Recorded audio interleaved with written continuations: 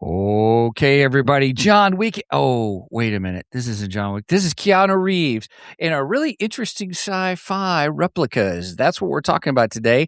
And by golly, we did save it for the podcast here on Two Geeks and a Microphone.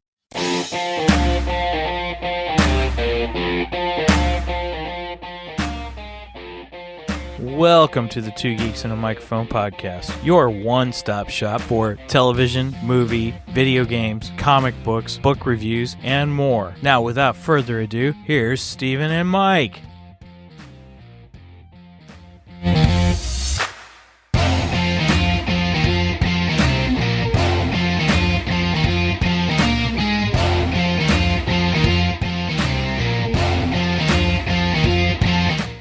Hello there. So who talks first? You talk first. I talk first. I will talk first. Good morning, everyone. Welcome to Two Geeks and a Microphone. I am your co-host, Mr. Stephen Boster, along with the one, the only, what shall we say about his Battlehawks, Mr. Michael Shanks. Mike, say hey to everybody. Good morning to all you geeks out there in Geekdom Land, and that gets me right here. We were at the game live, and I mean, for the most part, we had a great time, but yeah, it sucks when they lose. And, you know, I'm used to it. After all, I am a Cowboys fan. We do the same thing on the Cowboys side. Go to the playoffs, die in the first round. Of course, there is only one round in the UFL, so you're either in or out. That's all there is to it. So, and unfortunately, we're out. But last year you had a pretty good season. Well, yeah, it was the same thing. It was the season. Although our head coach last year, he went to a new team this year. He went to Orlando. They lost in the playoffs too. I really thought Orlando might go all the way, honestly. They only lost 2 games this season, so it was 8-2. They were phenomenal. They were so good. And unfortunately, DC just beat them in the playoffs. So it'll be DC and Louisville. And the funny thing is, the new owner, because The Rock has stepped away and we have new ownership now. Oh, okay. Get this, the new owner, you know where he's from? St. Louis? Louisville. Oh, Louisville. Mm-hmm. So, yeah, conspiracy? Maybe. All I got to say. That's all you got to say. Real quick, we're going to give a shout out. Sam. Good morning, Sam. Hello. Sam's in the house. Good morning, Sam. Sorry, I got distracted because it looks like we didn't go live on Rumble, and I don't know why, because I had the link and everything. So I'll fix that afterwards. I'll fix it in post. Fix it in post. We should have that as a clip. We really should. I'll fix it in post. We'll fix that in post. Yeah. Well, everybody, we are here to talk about a sci-fi movie called Replicas, and with Keanu Reeves, Alice Eve. There's just a whole plethora of folks. I'll bring it up on the screen here in a little bit when we get to the main event. So Mike saw this last week. If you don't remember from the show, he mentioned, thought it was pretty good. So we was like, well, hey, let's do that. Hey, also real quick, my brother's in the house, Mr. Michael Boster. Morning, boys. Good morning, sir. We're not boys. What are you talking about? I'm kidding. Oh, God. No, we're more like old men. Yeah. I'm pretty excited. I'm going to do this plug for my brother real quick. He is now inspired in writing a novel. Now, my brother is a voracious reader. He has a Kindle Unlimited account, and I'm telling you what, he makes money off of that. I don't know if he makes money, but they definitely lose money. I was going to say, how do you make money reading? Well, I shouldn't say it that way, but he reads so much. He's definitely get his money's worth out of Kindle, and I think they are losing money how much he reads. Gotcha. And he may post. I'll ask him how many books he read last year and the year before. He is tracked how many books he's read, what books he's read, and he'll reread series kind of thing. Like if he's reading a series of books and there's a new one coming out, like the next year or whatever, he'll go back and reread that series and time it just when he finishes one. It's the day when the new book comes out. Holy cow. Dang, I wish I could do that. He is just he reads so much. We've talked about it where he says, he says it's like watching a movie in his mind, and he reads. Oh yeah. Here we go. Here it is. I read over 200. Holy shnikes. He is voracious. So now he's writing. He's writing because we've been writing. Our friends in Nerdy or Murder have been writing. We've created this kind of writing. I don't want to say cohort, but this group that we're all encouraging each other in our writing. And so he has started writing. I read his first chapter, and I'm so excited for it. It's just really good. So he's just now writing. So I don't want to get too deep into it, but it's this character by the name of John Jack Valor. And you don't know his past, but he's good at what he does. He's a military. Well, he's not really an officer. He's a sergeant in the military. But his past, he was. Does he have a special set of skills? He does. And there's an homage to John Wick in it a little bit, where they're talking about his past, kind of a thing. But it's also sci-fi, so it's military sci-fi. Oh, cool. But if you're into, like, you understand guns and you understand military, he really digs in there. I mean, he talks about how this guy built his gun, all the pieces. It's a handmade or hand. I don't want to say handmade, but he chose every piece of the gun to piece it together into his specs and stuff like that. But I've only read chapter 1, and he gets zapped into I don't know what it is, some kind of UFO. It's like it's hard to explain, but it was good.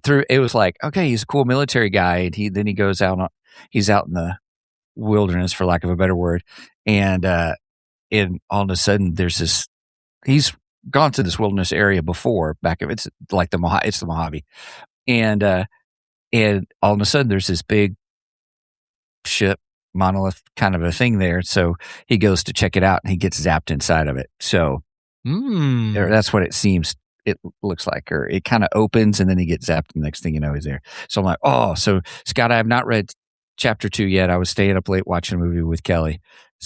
But I have chapter 2, and I'm reading it right after the show. I'm just saying.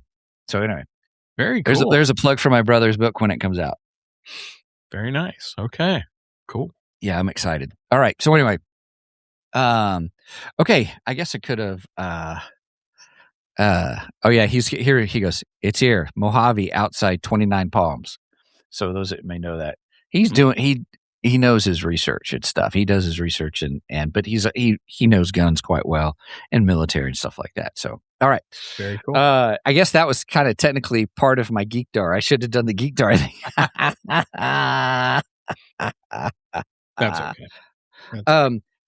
Do you have any geeky news?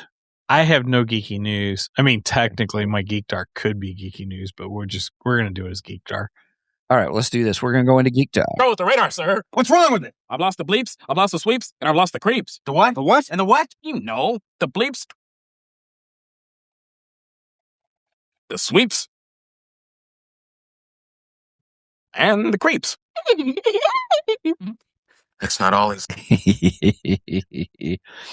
I'm curious what's going to happen with Spaceballs 2, the new one, and and what they're going to have, because we'll have to get a clip from it too if they do something similar. Oh yeah, that'd be awesome. Get a new clip from them. Okay, yeah, we'll have to look for something. And I'm sure I haven't heard that Michael Winslow is going to be a part of it, but I would assume they're going to have him back. I don't know. It's going to be an interesting. I'm looking forward to it. So I know Rick Moranis is back, which is going to be awesome. Yeah, and that's his return to Hollywood, because he left Hollywood years ago and said he wouldn't return. But yeah, I guess he was like, for Mel Brooks, okay, I'll come back for you. I'll come back for Mel Brooks. Yeah, pretty darn cool, actually. Yeah. All right. Well, do you want to do? Let me do mine first, because yours is pretty good. Yours isn't. Well, compared to what you've got, so we'll let our audience let us know which is much more better. Ooh, cheers! Cheers! Oh, look at this. Which one do you have? I have Scream soda. Scream soda today. Nice. All right, I'm gonna share my screen real quick, everybody. So last night I was watching a movie, as I referenced earlier, with Kelly, my wife, and it was Office Romance. It's on Netflix. And if those who have seen Ted Lasso, it's the one guy from Ted Lasso. The actor is Brett Goldstein, and with Jennifer Lopez, and then Betty Gilpin's in it. She's pretty good. She was in the movie The Hunt that I really liked. I thought was really good. So, but it's pretty much she is the president, CEO of her family's airline business. Edward James Olmos is in it, plays her father.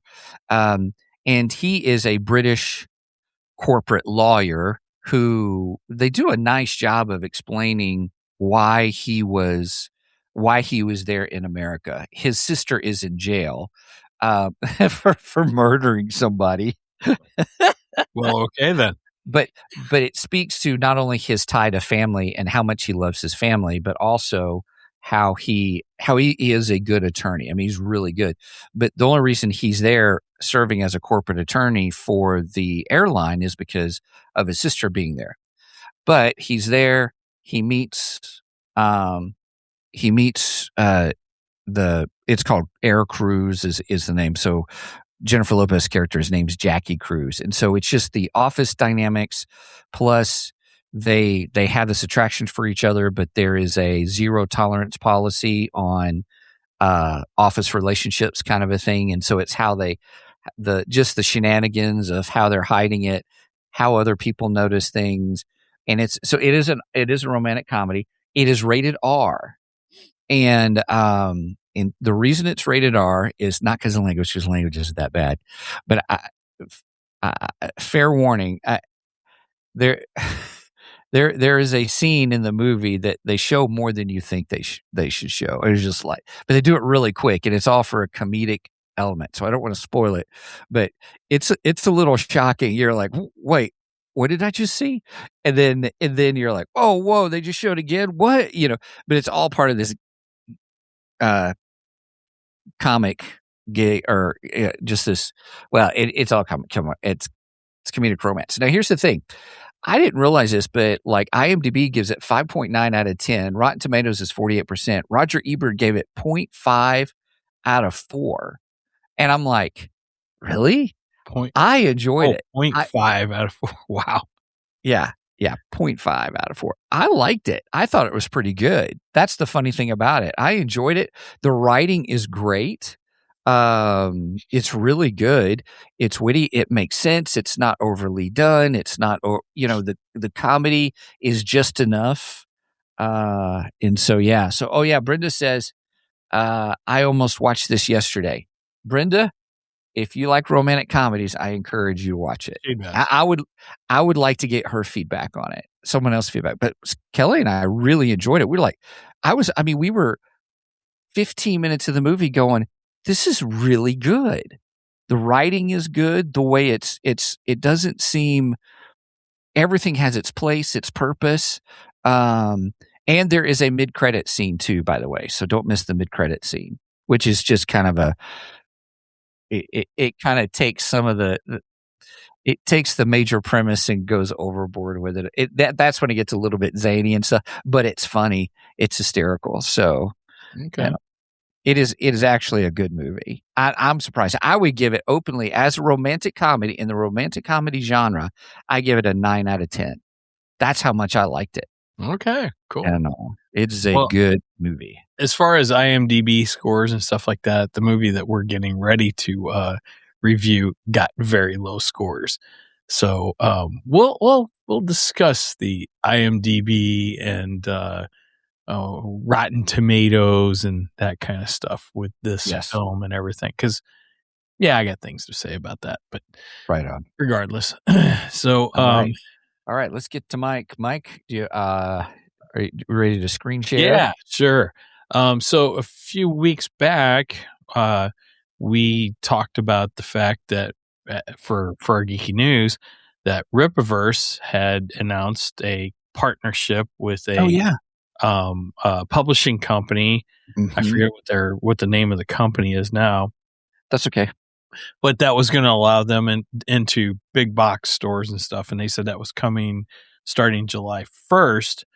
But this morning, just for the fun of it, I decided to do some searching, and I found on Barnes & Noble, they've got pre-orders for Ripiverse stuff. So like Bloodruth 3 is available, or for pre-orders. It's all for pre-order right now.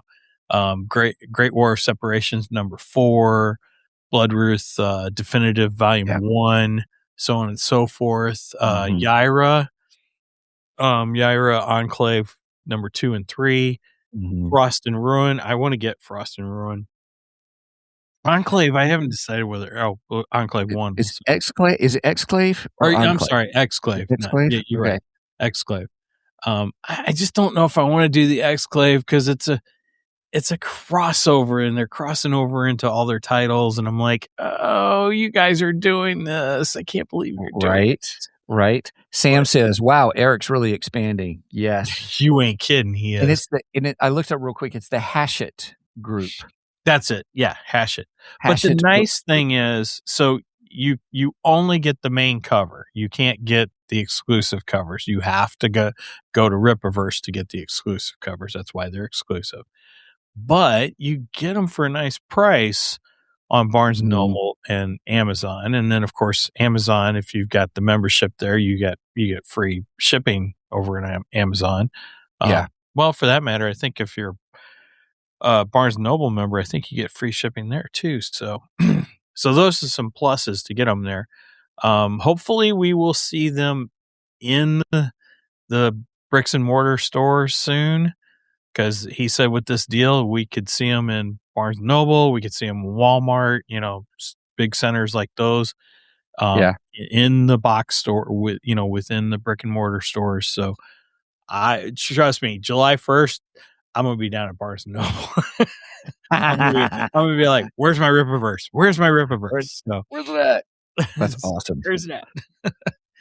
That's awesome. You can start pre-ordering them on both Barnes & Noble and on Amazon, which makes me really excited, because that's just more places that they're available from, and it opens it up for more opportunities. And look at Steven putting I should have been wearing my Ripiverse hat for that. Yeah. So there you go. So, but instead I got my Indiana Jones hat on. And I will warn you, they're a little difficult to search for. Because I searched for Ripiverse, and when I searched for Ripiverse, all I got were these titles. Which is the Eric July's How to Build a Creative Business, and then Bloodruth, The Great War of Separation, Bloodruth Definitive. Can you click on his How to Build a Creative Business? Yeah. I'm curious to see when that releases, or if it has. Actually, it looks like you can get that now. So that one's Oh no, sorry. It does say pre-order. It does say pre-order there. Oh wow, it's it's set to be released on September 14th. Okay, that's significant.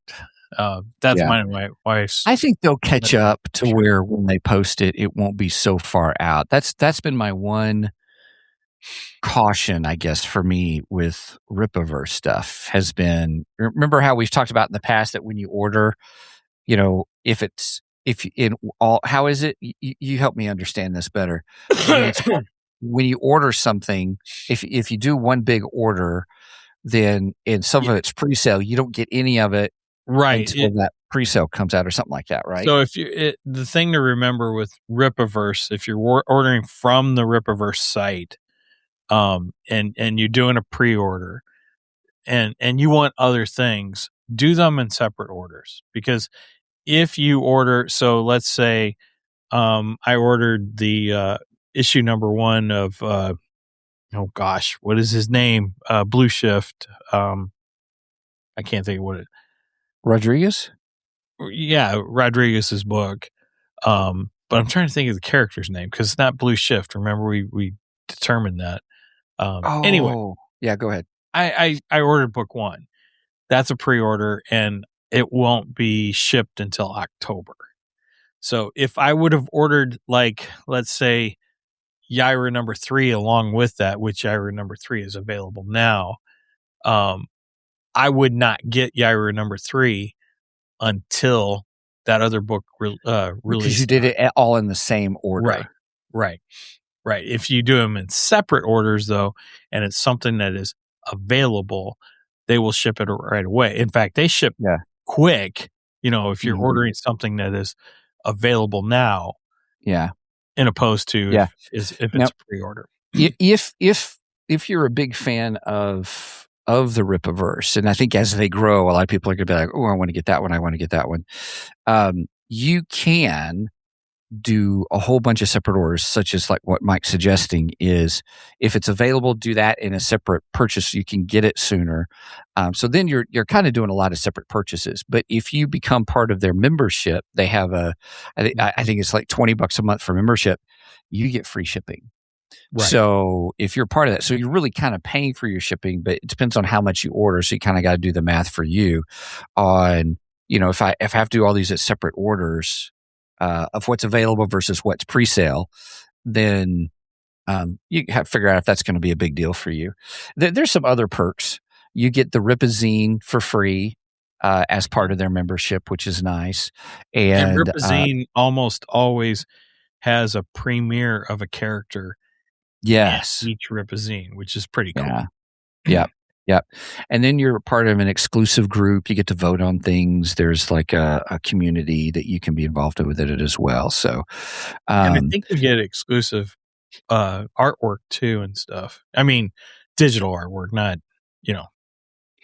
not physical, but digital. Yeah, I don't remember. So anyway, that's a way to do the shipping, but that's just one of the things, which is I think why there's a lot of what we're seeing on Amazon is a lot of like pre-sale stuff or putting it out there for pre-sale. Well, I like the pricing.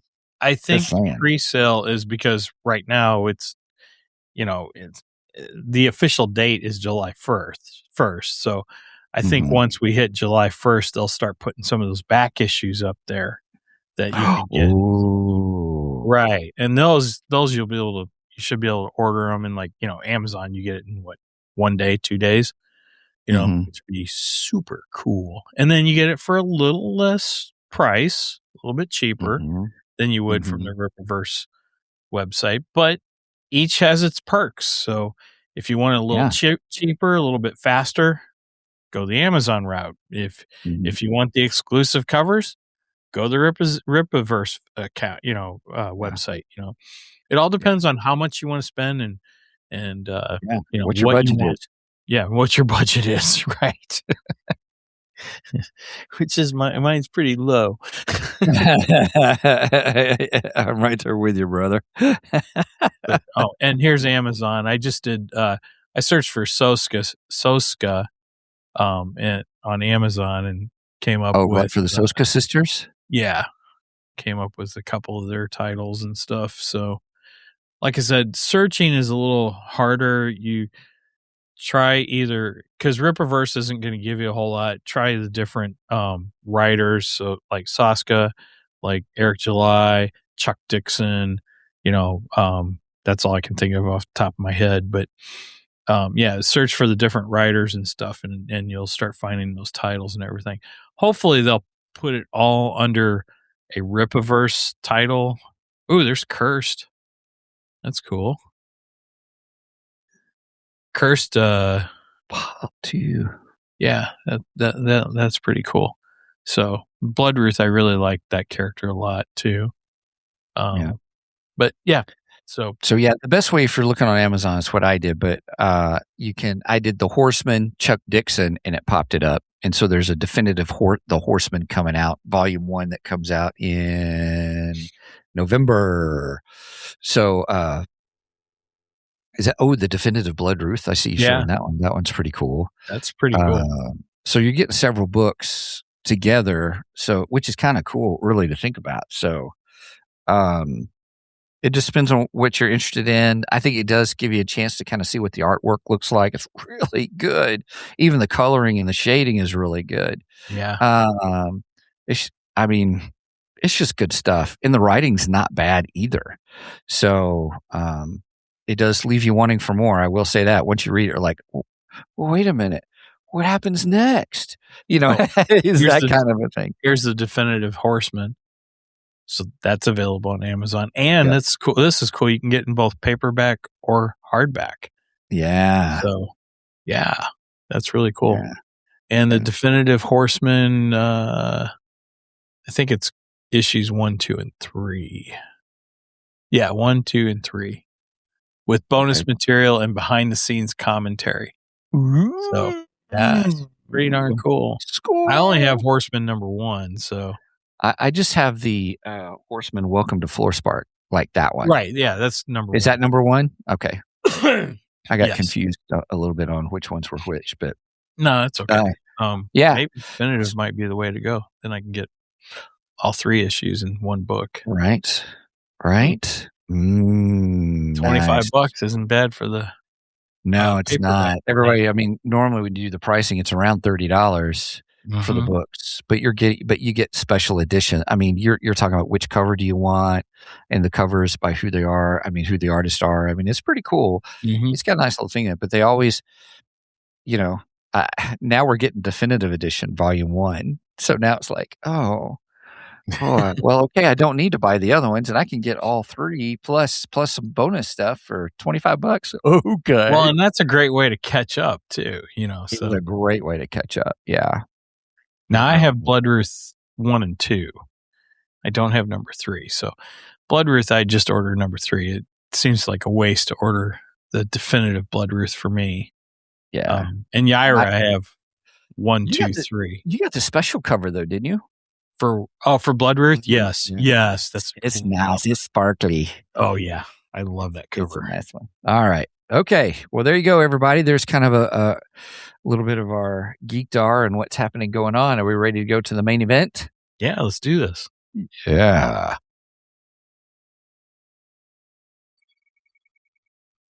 It's time for the main event. All righty, everybody. We are here today to talk Replicas, the movie starring Keanu Reeves. And we're going to talk about it. We're going to have discussions about this movie. Mike mentioned it last week on the podcast. And one of the things that you said that I thought was really good that helped prepare me for this movie is this is not an action flick. Yeah, definitely not an action flick. This is not John Wick, repackaged or reskinned or replicated. Nice. I like it. That's so. All right. Do you want to give the premise of the movie? Yeah. So John Wick. You got me thinking John Wick now. Sorry about that. The John Wick movies. Those are great movies. I love the John Wick movies. Yes. Please go on. Replicas is a 2019 sci-fi film starring Keanu Reeves. This was a box office bomb, which is probably why no one has heard of it. Yeah. I had not heard of it until I finished watching Spider-Man Noir, and it popped up on my Apple TV, and I was like, "Oh, what is this?" And I checked out the little trailer and everything, and I was like, this looks interesting. So I decided to watch it that night, and I got to say I liked it. We're talking Keanu Reeves plays a scientist for this company, and basically they are trying to transfer people's minds right after they die into a android, and they have not been successful. And Keanu Reeves ends up being successful, but it's quite the ethical conundrum that happens within this movie. And that's actually why I like the movie, because there's so many ethical questions in this. Is this ethically? I'm saying that a lot. That's right. It is the premise. I mean, that is the backbone to this movie. Right. Is presenting in a story format ethical dilemmas. Right. Keep going. Sorry. Go ahead. So- You were correct. I want to encourage you saying keep using the word. Okay. All right. Even though I have trouble saying it. I would say that if you took iRobot, RoboCop, and Frankenstein and put them in a blender, you would get this movie. Yes, but with less action. Well, right, with less action. It's not an action-oriented film. In that sense, it's not your typical Keanu Reeves film. Yes. But I think the ethical properties of this film make it a good sci-fi movie. Mm-hmm. Yeah.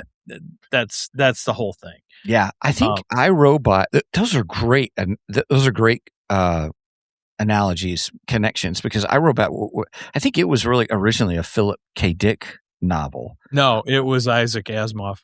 Was it Isaac Asimov did iRobot? Okay. And then, he's the guy who wrote Foundation, which is on Apple TV too, by the way. Philip K. Dick wrote Do Blade Runner. Androids Sleep, which is the premise to Blade Runner. Mm-hmm. Yeah. Right. Yeah, the first one. And then, but even then, you're talking about RoboCop. I remember seeing was that the movie we watched together way back when? That's the movie that I met Brenda pretty much. Yes. Yeah. Yes. Yeah. RoboCop has a special place in my heart. In fact, when the remake of RoboCop, which starred Michael Keaton, which was another reason I wanted to go see it. I mean, he didn't play RoboCop, but he played the Kinnaman. Kinnaman was the guy. Yeah. Right.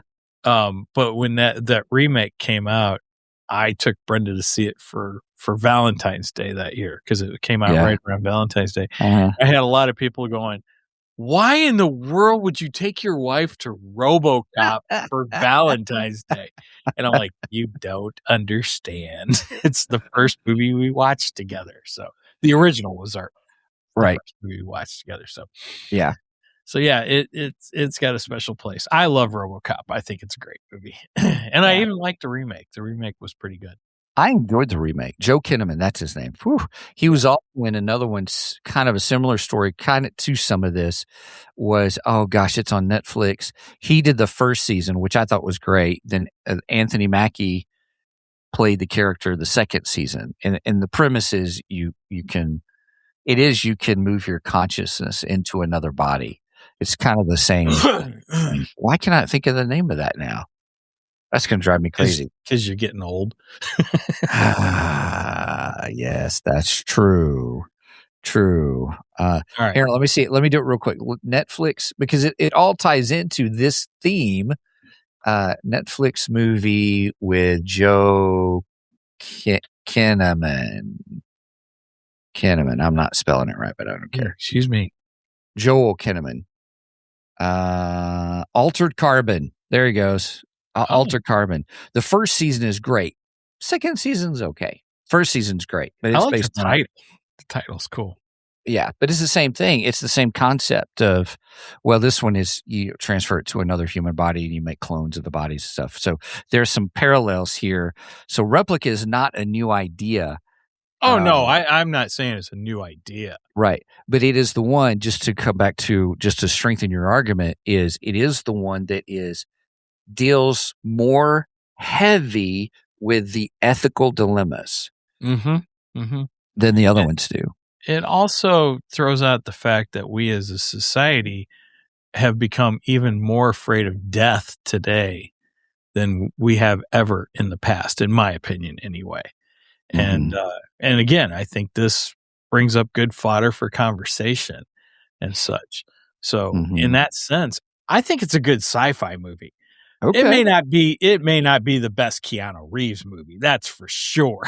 But he acts very well in it, though. Oh yeah, I think everyone acted well in it. Everyone did well. The visual effects weren't the best, and we'll discuss that a little bit too. Okay.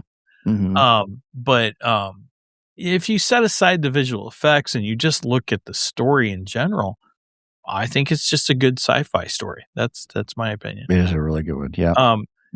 And as far as ratings go, so What do you want to do for the scale? oh, I had this picked out last night. We're doing clone pods. Nice clone pods. Okay. I think you have to do clone pods for this. I would give it 7 clone pods. Okay. I take off a little bit for the Visual effects. visual effects. They're not great. I'll And this came out when? This came out in 2019? 2019. Right, but it was made when though? Because there was It was I made think that- 2016, and Okay. it sat on the shelf for a few years. And then Okay. it came out in January. January is kind of the dump, like, Yeah. well, the movie's not going to do that good. We'll just dump it in January. Nobody's going to go see it anyway. So, Right. Right. right. We may get some because we're not having to pit it against some other movies that look really good. So everybody throws their junk movies in January, it seems. Right, exactly. And that's what happened with this film, which is probably why none of us had heard of it before. But yeah, I think it's worth it. I think it's worth a watch. As far as our question we normally ask, is it worth seeing on the big screen? Well, you definitely can't see it on the big screen now. And I don't think you had to see it on the big screen. I don't think that was important at all for this film. Yeah. But I do think it's, let's see, what did I watch it on? Did I watch it on Amazon? I can't remember what it was. Amazon Plus. Well, if it popped up from It's on Prime. Spider-Man, it would have been Prime. Yeah, Amazon Prime. That's what on Prime. I said. Plus. That's how I watched it. Was Prime. So if you got Prime, I think this is well worth watching. If you want a good movie to just sit down and watch, you ain't got nothing else to do, and you want a decent sci-fi movie to watch, I think this is it. I don't care what Rotten Tomatoes or IMDb or any of those say, because they give it terrible scores. But yeah, I thought it was a decent sci-fi flick. Yeah. I liked it because if you were a sci-fi fan, it is truly that sci-fi philosophical genre. Because if that's what you like in your sci-fi, this is a movie for you, because it deals with those questions, those difficult questions. Should you or shouldn't you with human life? It deals with the ethical dilemma that you don't have a choice, and you have to make you're in a situation where you have to make a choice, but that choice is horrible. In other words, you can't get around it. You've got to make a very difficult choice, and that happens a couple of times. We'll talk about that here in a few minutes. But the ethical dilemmas that are involved in there, and Keanu Reeves did a great job. His character arc, he was just in the film itself, and it changes who he is or how he approaches things, and because of the trauma of making decisions, and it's not an easy watch at times. Because of the horrible things that occur. And he makes horrible choices too.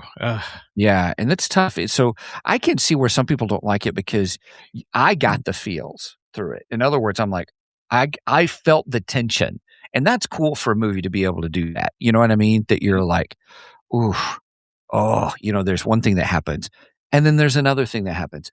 And then there's another thing that happens. And I'm like, I don't know how much more of this I can take. And openly, there are some sequences. Hey, everybody, I had to do some Steven skips, but not because. Oh, really? I did, but not because it was boring. It was, I can't take anymore. I can't take any more of the philosophical dialogue. And not that it was good. Not that it was terrible. It's weighty. It kind of a thing. Mm-hmm. And I was like, "Ooh, I don't know." I just like, "Oh, okay." Well, there were some Steven skips in some parts. It was like I was like, "Okay."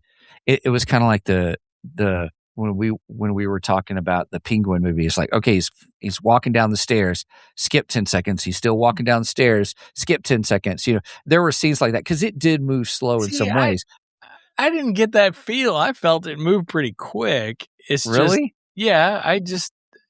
there wasn't action, but I felt like we moved from scene to scene very quickly. I didn't think there was like any. I don't know. Yeah. You and I look at movies a little differently. So yeah, well, we do. So, that's why we're talking. That's so, right. Anyway, but I will give it the same score, a good 7 out of 10 for sure. Thanks. It's yes, I agree with you on some of the visual effects were a little quirky. Some of them were pretty interesting, pretty good actually. There wasn't a whole lot of visual effects in this. There were not. There were not actually. That comes in more to the end of the film.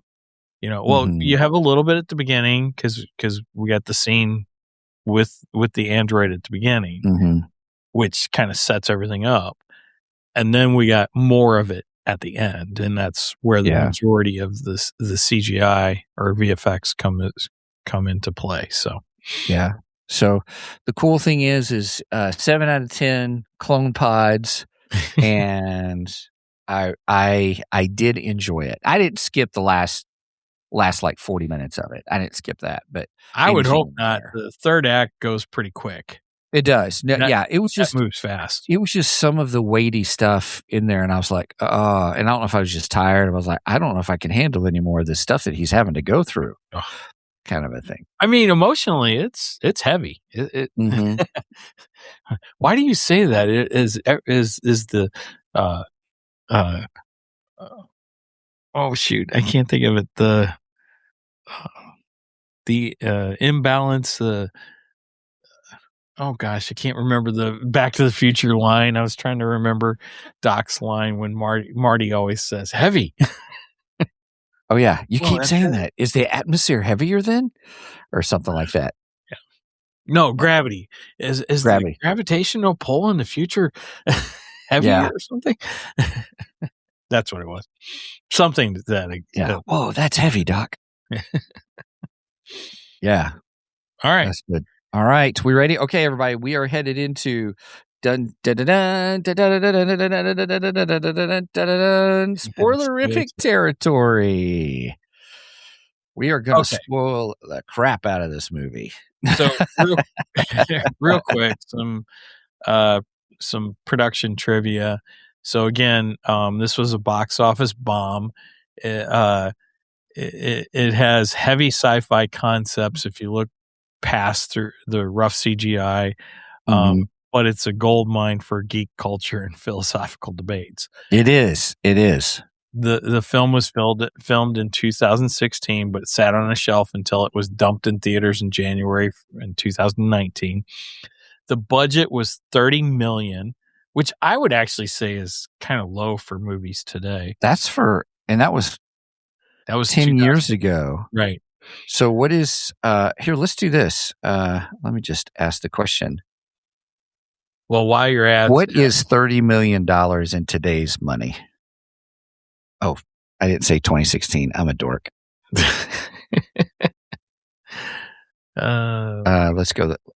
What is $30 million in 2016 in today's money? It's thinking. 42 million dollars. 42 million. Well, it opened to that's low. Oh yeah, that's low. That's low for Hollywood standards. It opened to a disastrous 2.3 million, the lowest wide release opening of Keanu's entire career. And it sits at 11% on Rotten Tomatoes.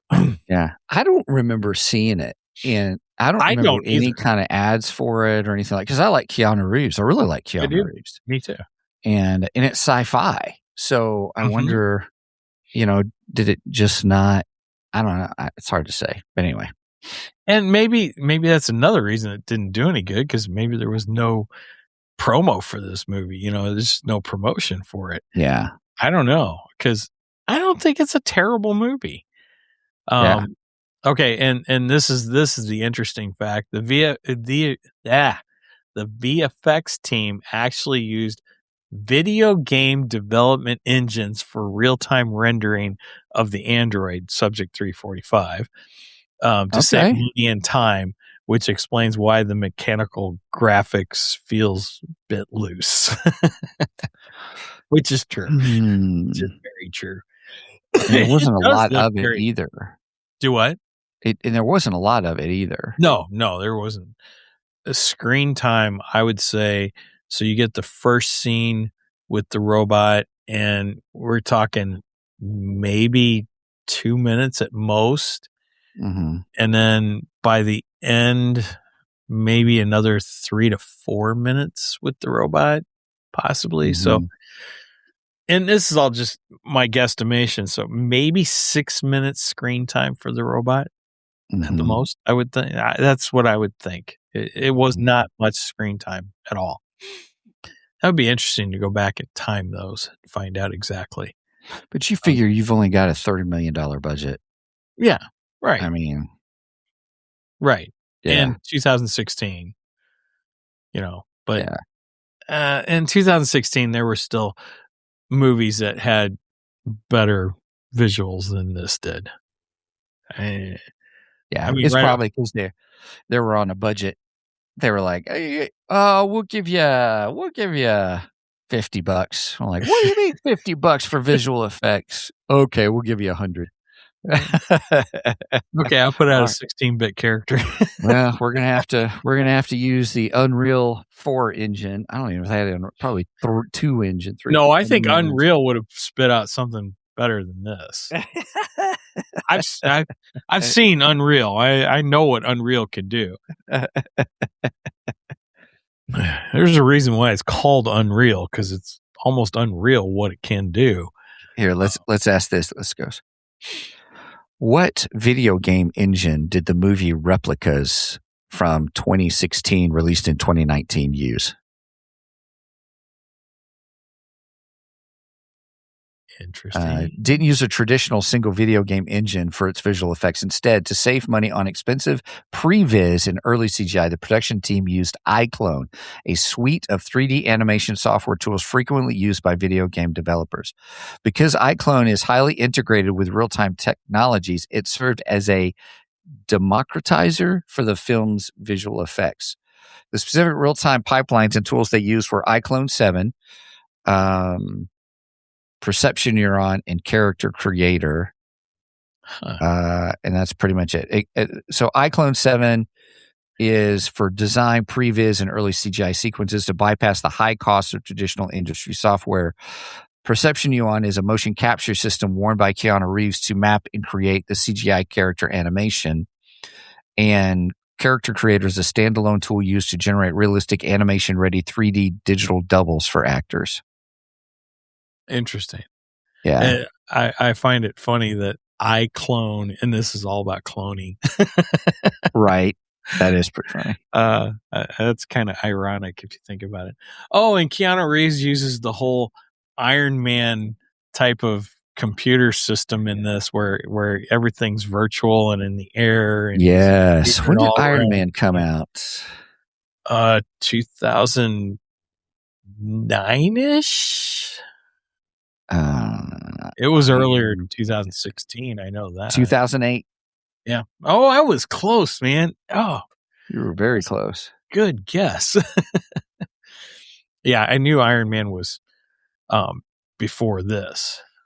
So, but yeah, that's what kind of reminded me, those scenes where he's doing all the computer stuff, and it's all got the virtual headset on, and he sees everything in front of him, and he's just moving things around with his hands and all. It's Iron Man. It's Tony Stark. Tony Stark does that. So I thought that was kind of cool, though. I like that. That's pretty neat stuff. Okay. Anyway, let's see. Hang on a second. Let's see. We're behind on some discussions here. Let's see. Your sister pops up and says, y'all need to watch The Burrows on Netflix. We do. I watched it and loved it. Burrows. It's pretty I don't good. know what that is. It's on Netflix. It's actually pretty good. Alfred Molina stars in it. The guy who plays Doc Ock. Oh, cool. Okay. It's really good. 7's a good score. My brother says Unreal Engine, maybe. Yeah. No, I think it was too early for Unreal. Oh no, he said Unreal 4 was the top in 2016. Okay. All right. Well, if it was top, it definitely didn't use it in this movie. Right. Definitely didn't use it. I'm telling you, I think Unreal was too big for this movie. Too good. Yeah, they probably couldn't afford it. That would have probably doubled. I wonder how much those engines are. You know what I mean? If you're going to use it to make a video game, like we're going to use Unreal 4 for our engine, I wonder how much they charge for that. More than we got. If you want to subscribe to... Right. Here's a perfect thing. Hey, everybody, please support us on our Ko-fi page, ko-fi.com/2geeks, the number 2 GEEKS, .com.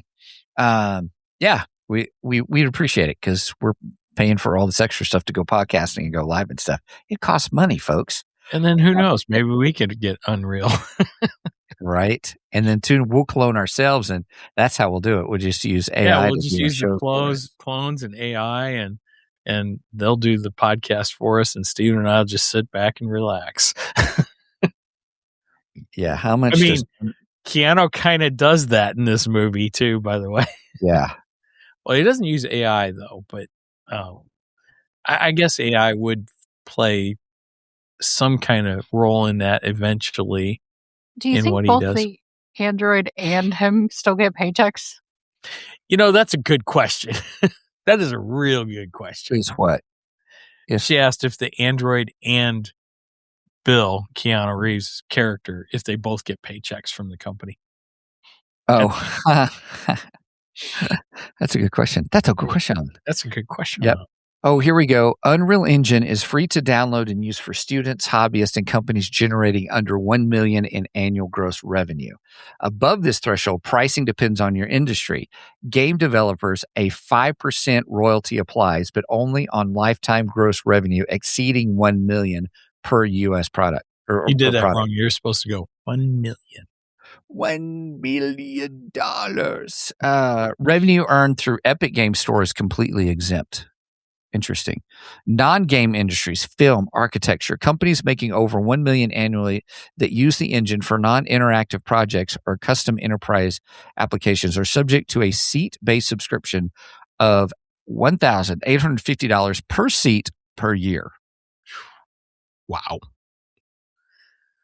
Okay. Okay. There you have it. There you are. Oh, Michelle, we did say that. I have seen the Burrows. Real quick, she was saying, hey, she had to step away, and so she wouldn't hear her responses. I've seen the Burrows. I loved it. Kelly and I just about, I mean, we watched it over like 3 nights because Kelly was just, we were like wanting to watch the whole thing. It's really good. Mike, you got, I think I mentioned on the show that when a couple of weeks ago that we had finished watching it. You may have. And yeah, it's good, but that it would deserve a whole show kind of a thing, but it's pretty good. Also, Brendan and I are watching Dutton Ranch. So far, we were liking it. Oh, good. I wondered. Man, you talk about some emotional weight, though. Dang, all the crap that happens to them. Phew, that's crazy. But we're enjoying it. I still think Yellowstone's the best, but it's good. It's really good. I mean, it's Rip and Beth. They're the 2 best characters. So Yeah. I like it. I like it a lot. I like it a lot. Okay. Anyway, continuing on, we've kind of scrolled a little bit there, but on Replicas. Okay, what else do we have about on the show notes? That's all I got as far as facts go and stuff. And then, like I said, if you took iRobot, RoboCop, and Frankenstein and put them in a blender, and you took out the action part of it of those films, this is the movie you would get. There are specific reasons I picked those 3 films though, because iRobot, I compare the android in this. I think it looks a lot like the iRobot one, and there's just some things visually remind me of iRobot. And iRobot's another movie that got horrible reviews that I actually really liked. I enjoyed that film. I thought it was a good movie. Mm-hmm. RoboCop, in the sense that the company basically says that they own his family after he's cloned them. In Replicas, yeah. And RoboCop's the same way. The company owns RoboCop. You know, And it was just like, oh my gosh, yeah, that's total RoboCop feel right there. And the fact that they're trying to clone dead soul, or well, not clone them yet, but they're trying to take the minds of dead soldiers and put them into androids. So Yeah. that's another feel towards RoboCop. And then the Frankenstein part of it, he's just basically Dr. Frankenstein, but he's got different motives, you know. Yeah. Dr. Frankenstein plays God just to create life. Yeah. Where he's playing God to bring back his family. So, but essentially they're doing the exact same thing and just using different tools and such, and different methods. But, yeah, like rather than reanimating a dead body, it is cloning a body that takes 17 days to cook. Which kind of sounds a little bit like my book. That's right. Immortality Code. Shameless plug right there. So that's right, by golly. And you can pick up Immortality Code on Amazon also. So when you go look up your Rippaverse, go look up Immortality Code. Yes. By Michael L. Shanks. There's an L in there. So So one of the things I found interesting about this film, so when Keanu Reeves is in the lab and everything, his partner and best friend Ed tells him the donor is here, and that phrase just stuck in my mind. Donor, yeah, he's a donor, all right. Well, I didn't think much of it openly. Oh, the donor's here, and then they're wheeling in this body, but you're like, well, what do you mean donor? They make the comment, did they sign all, or, do we have the approvals or whatever, kind of a thing. Right. And which they're making it sound basically it's like part of the organ donor system. I thought so. Yeah, that's just where I was at. I was like, okay.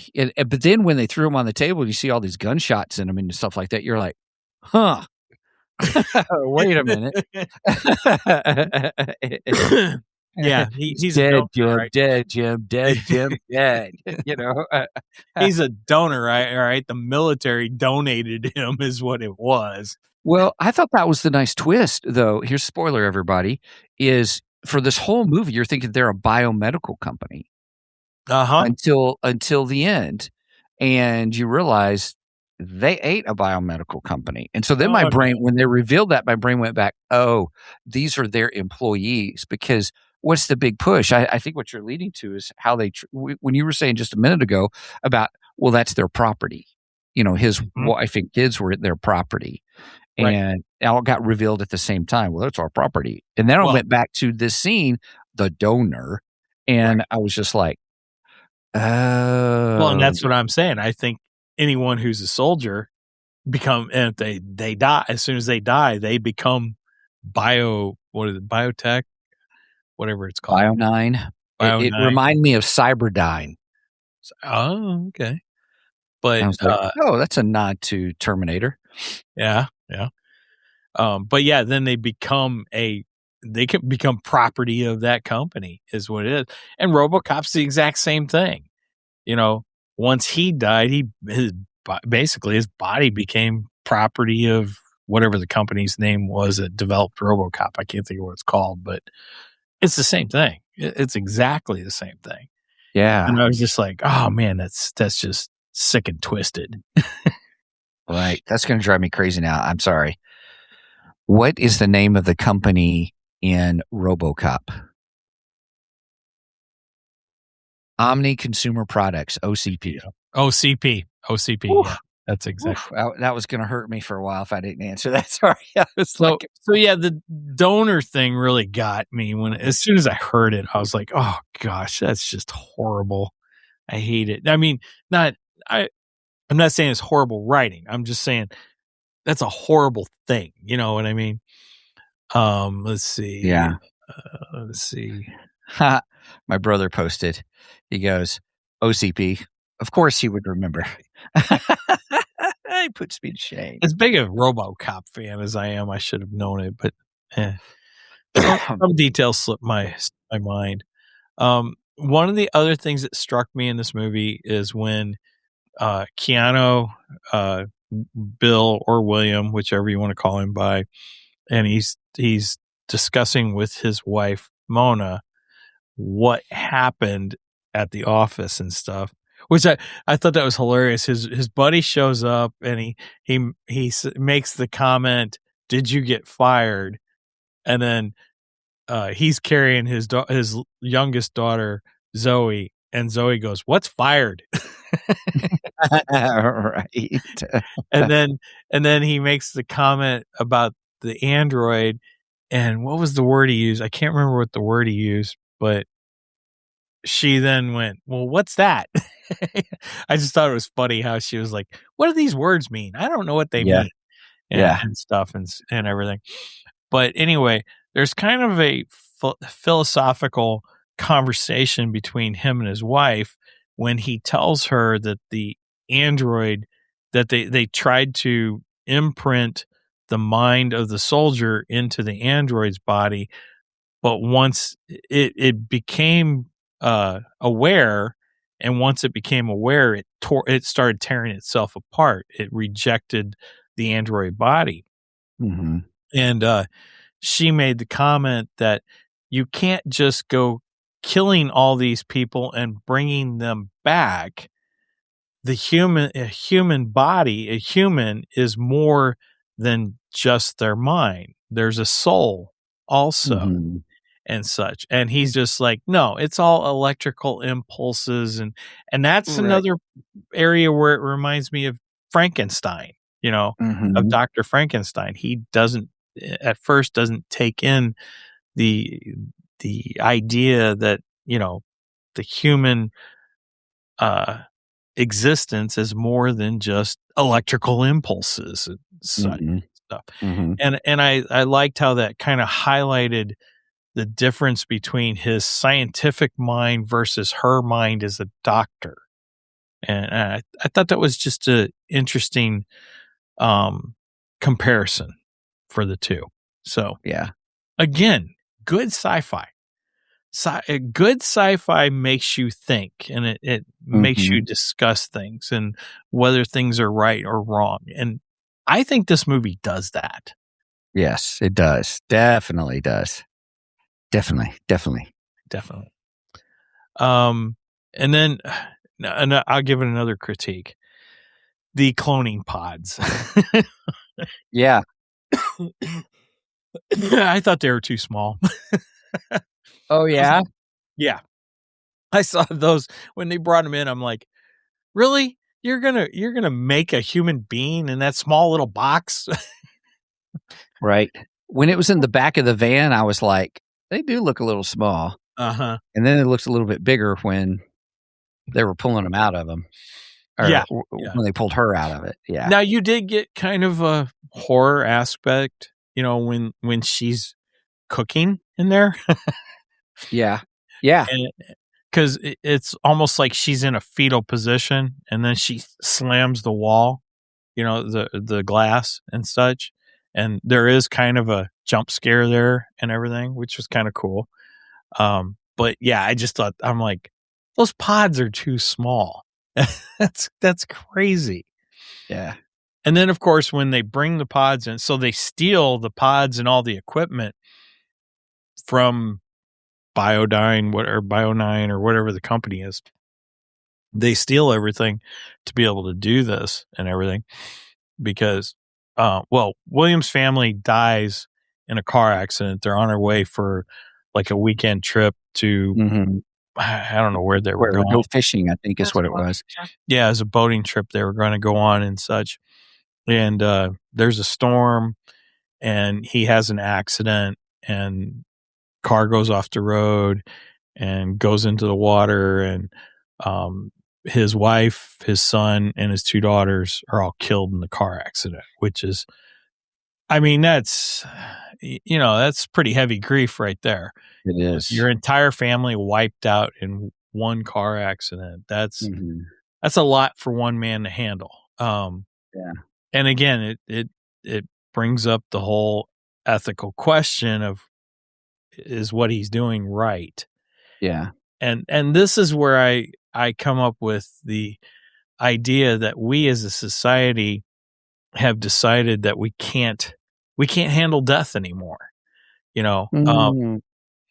And I'm sorry, this is a real thing.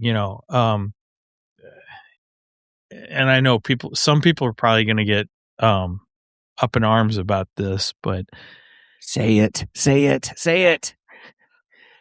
it's like, people don't want to have funerals anymore. They want to have celebrations of life now. Oh, celebration of life services. Yeah, I don't want to do a funeral. I want to do a celebration of life.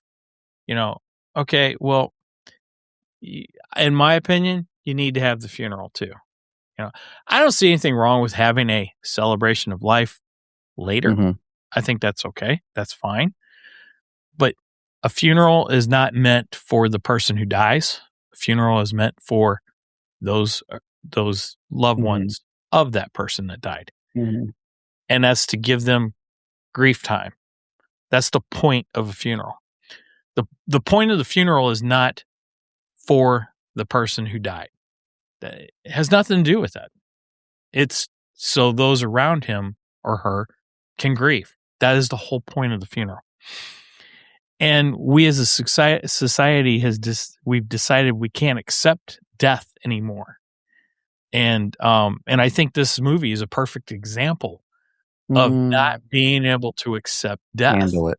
Right. Mm-hmm. And, he can't handle it so badly that he's willing to copy his family, make a copy of them.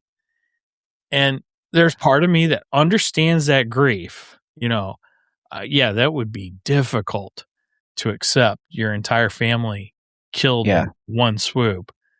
But at the same time, life comes to an end. It's part of the cycle. And eventually we have to accept that.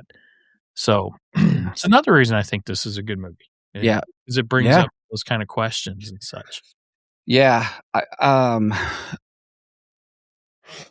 It does handle the whole thing on,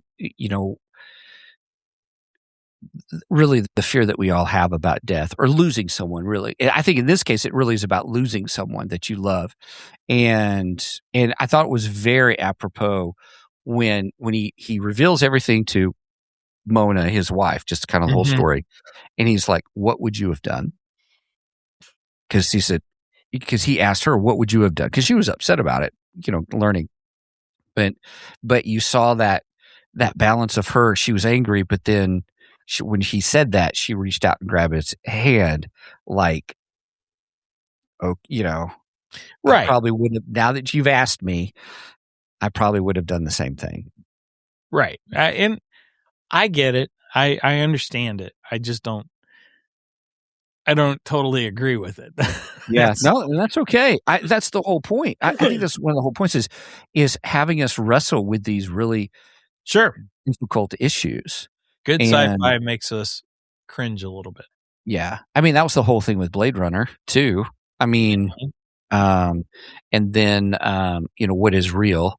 Or when am I real, or am I alive? Kind of questions. Well, and this kind of touches on that too, because is his family real after this point? Right. That's the. Hey, do you remember in WandaVision where? And I did not Steven skip this part of WandaVision. You gave me so much static. I remember it was funny. But there was a scene where there was the Vision and the White Vision. I don't remember what he was called. Yeah. And they were kind of fighting it out, but then Vision brought up the whole thing about the ship of Theseus. Yes. And that's the philosophical argument. If you have the ship and you're repairing it and stuff, and you get to the point where you replace every single board, every single post, mast, every part of it has now been replaced in keeping it. Is it truly still the ship of Theseus? And I think that's kind of what we have here a little bit, is that concept of, well, I replaced their body, and really it's just a map of their consciousness. So is that really still Mona or the wife and the kids? Right. And like she said, a human still has a soul. Right. Right. So did you put their soul in there? Yeah. That's Yeah. that. Yeah, and So- I liked how she brought that up. Yeah, it was Brenda really said, good. "Heck, the death scene was pretty Final Destination like." Oh, at the beginning? Yeah, because in the commercial or in the trailer, you saw that, oh, there's this big truck coming on board, and you're like, oh, they're swerved and went over, over trying to avoid the truck or the semi late at night during a crazy storm.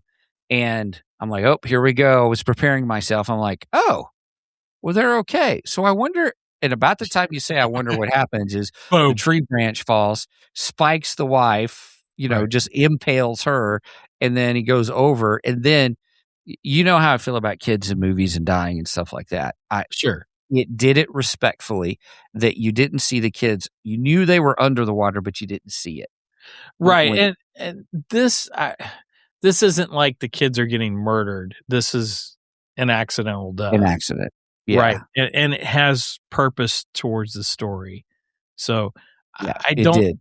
I don't necessarily was think good. there's anything wrong with this type of. It handled it very well. Right. Yes. Yeah. Yeah.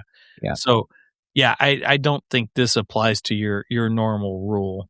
Really. Right. I mean, Yeah. that's doesn't. my I mean, that's me. That's what I'm saying. Yep, you're absolutely right. Now let's talk about my other rule. So at the end, you know how I don't like bad guys to win. Yeah. I struggled a little I bit. don't with know this who ending. won in this. Right? Right. This This is the major thing I wanted to discuss with you is the end, because I was like, I just don't know how I feel about this end. And right. And again, that doesn't make it a bad movie, but No.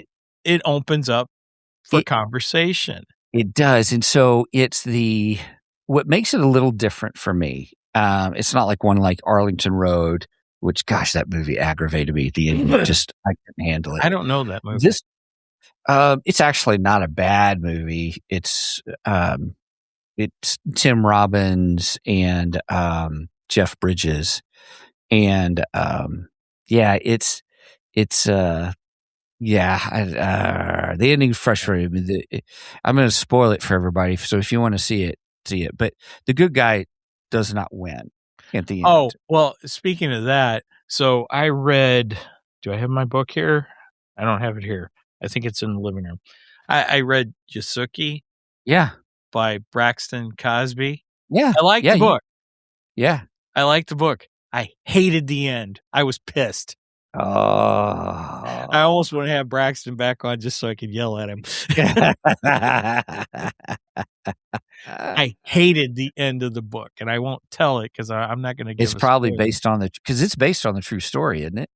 Well, it's historical fiction. It's loosely because we actually don't know what happens to Yasuki. Oh, okay. So I was so mad. So like, what?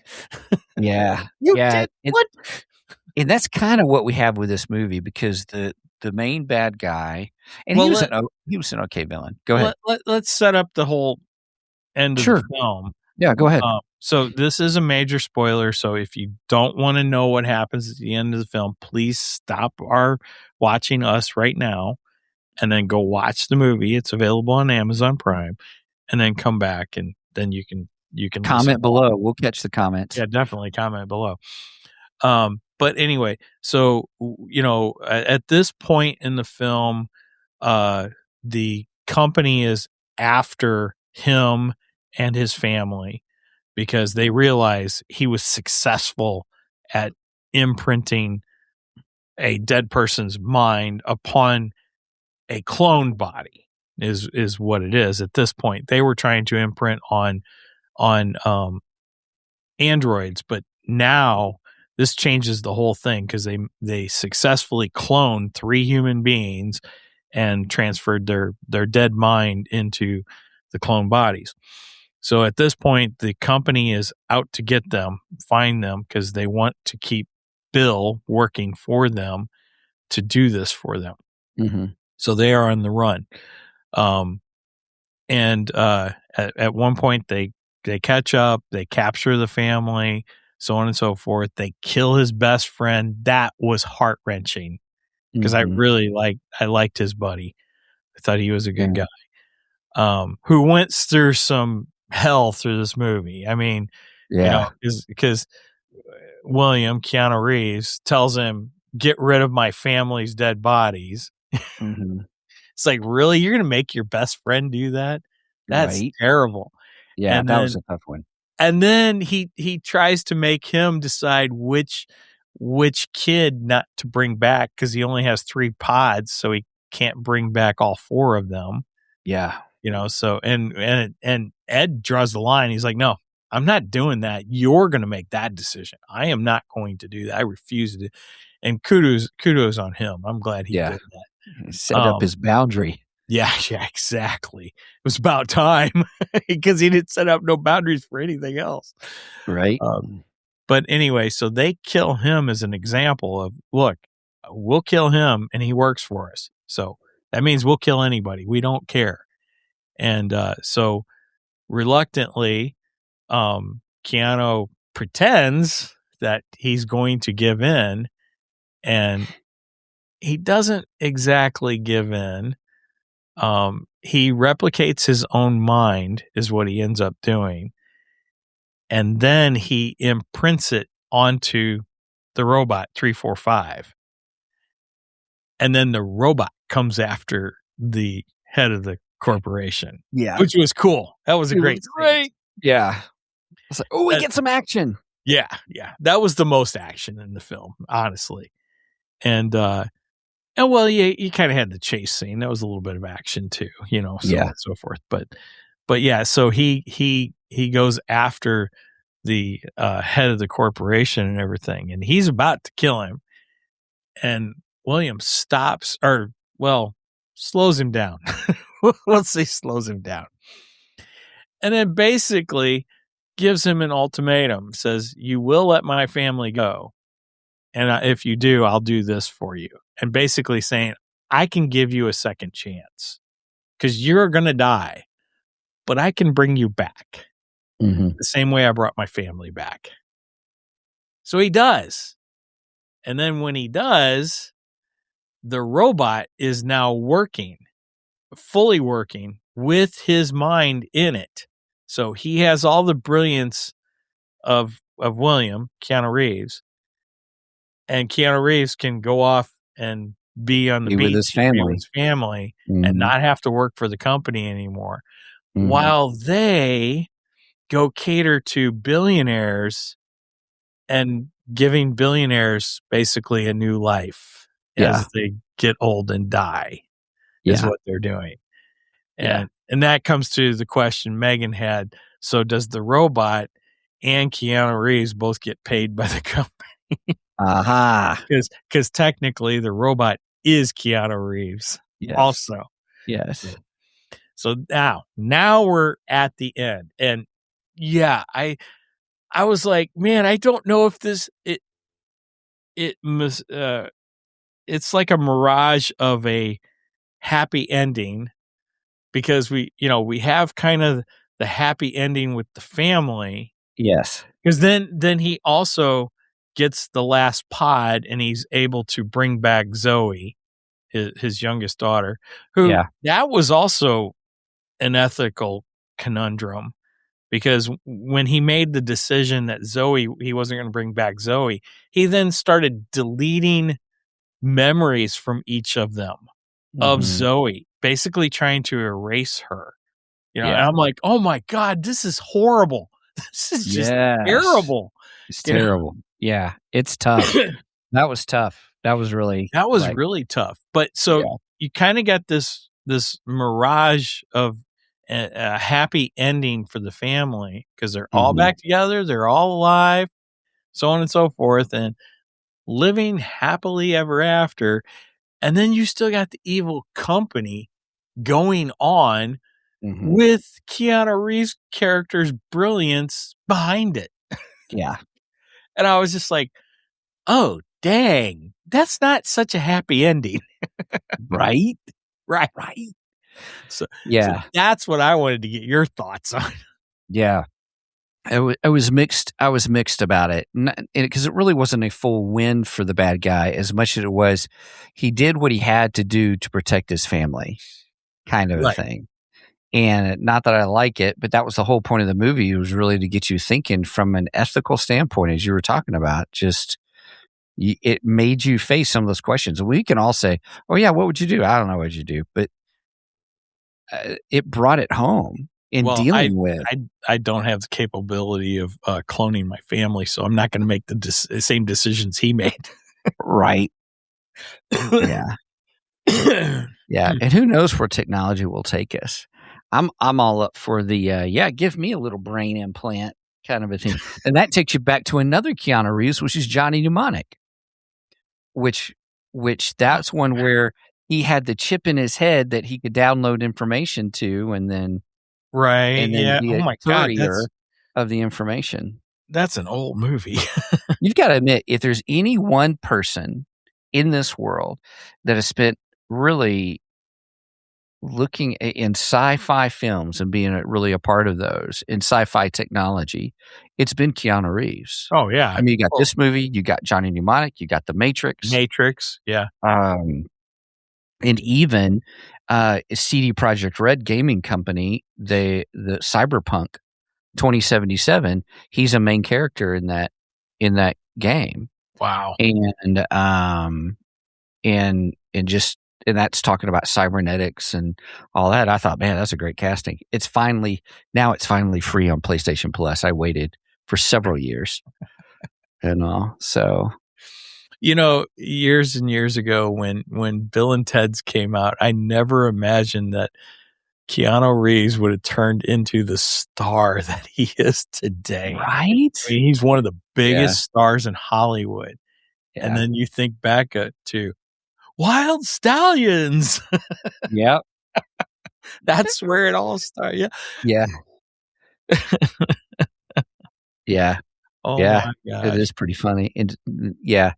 So, man, I would love to see him do a sci-fi martial arts movie outside of the Matrix realm. Like, I was going to say that was called Matrix. Yeah, but that was also had some philosophical aspects to it too, as well. Sure. But I would say that, I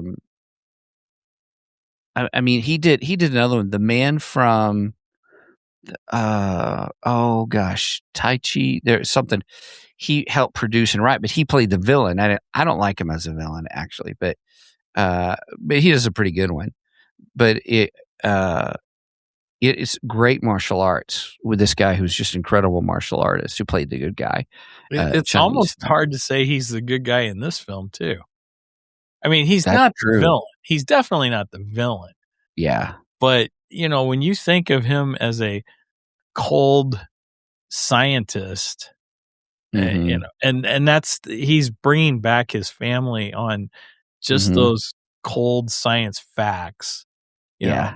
And he let's face it, he's selfish. He's selfish, He's only bringing them back for selfish reasons, so on and so forth. So, he's almost not exactly the good guy in here either. Yeah, that's true. But he's not the bad guy. The bad guy's definitely the head of the corporation. That guy's the bad guy. He's sure bad. He's the bad guy. Oh, I didn't like him at all. Yeah. Yeah. So what is he capable of? Brenda says Point Break. You mean Michelle? Oh, Michelle said it. Sorry. Point Break. I like Point Break too. I wouldn't. Point Break was good. I wouldn't say that was my favorite. No. Well, it's hard to pick a favorite Keanu Reeves movie. There's so many of them. Yeah. Ronin 47. Did you ever see that one? I don't think I've seen that one. It's a good fantasy style based on a true events kind of a thing. But it takes more of a fantasy lean to it. Special effects and stuff are pretty good. There's a whole mythos about the swords they use too that's really good in it and stuff. Yeah. Maybe I'll have to check that out. Maybe I'll have to go down a whole Keanu Reeves rabbit hole. Right? So we should do a tier of our top Keanu Reeves movies. Oh, that'd be kind of fun. Like take all his movies and then do a tier on them. Oh, geez. All of his movies? Well, we only have to talk about 1 or 2 minutes, on each one and why we put it there, kind of a thing. And There's just, a lot of Keanu Reeves movies, and well, I not haven't all, seen but every main one of ones. them, obviously. Yeah. Heck, this one I didn't know existed until a week ago. Right? Right. All All right. right. So, what's your overall thoughts on this? It is a good movie. If you're into sci-fi, should you see it if it was in the theater, would have been good to see? Not, it doesn't. You don't have to. Yeah, I agree. Really, it's not a big panoramic thing, so there's really no need. Seeing it on Prime, if you've already got Prime, it's worth seeing.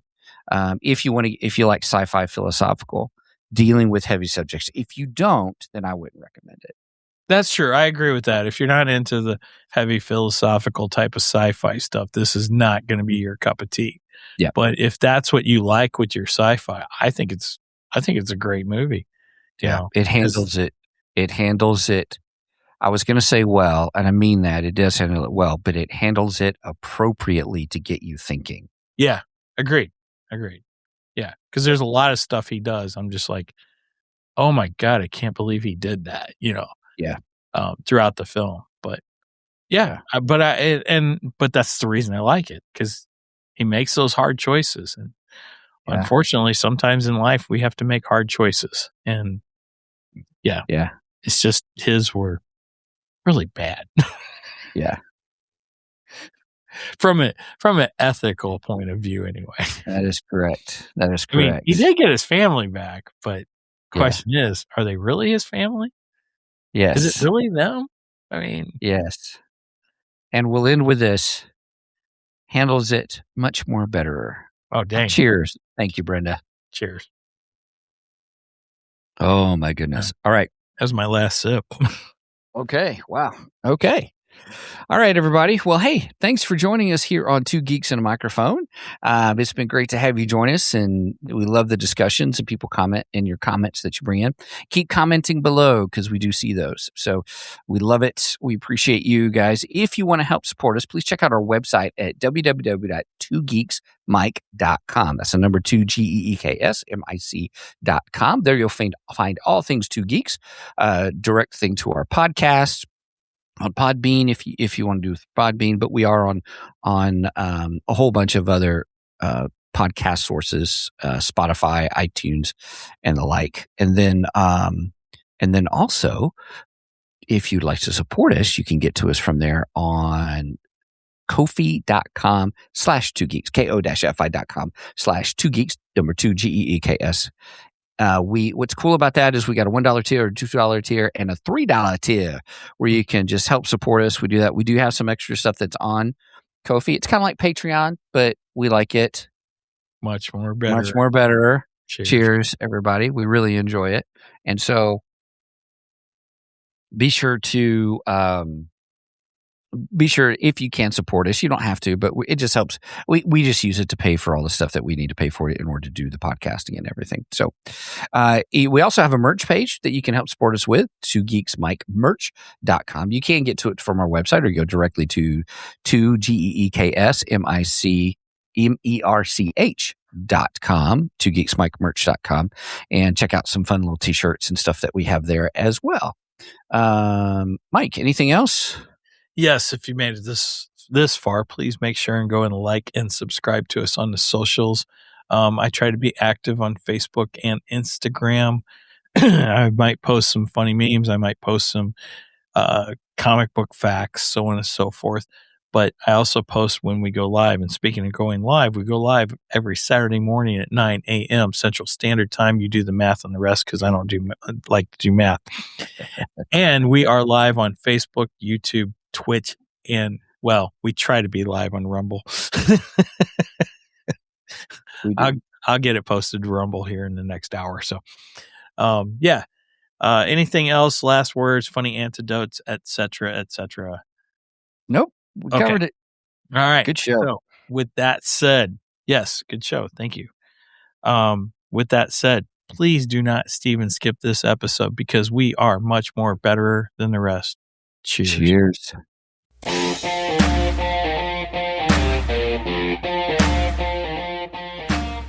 Thank you for joining us today on the Two Geeks and a Microphone podcast.